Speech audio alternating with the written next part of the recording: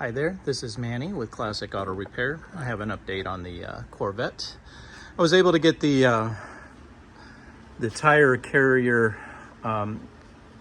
adjusted back to where it fits into the original hole.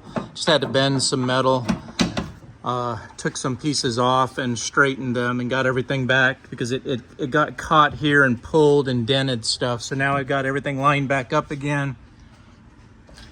And now everything fastens the way that it should.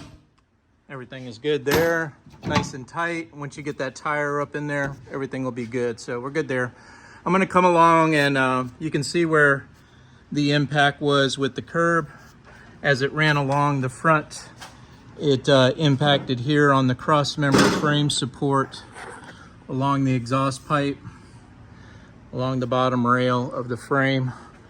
And that looks like about it. I don't see it catching on anything on the front.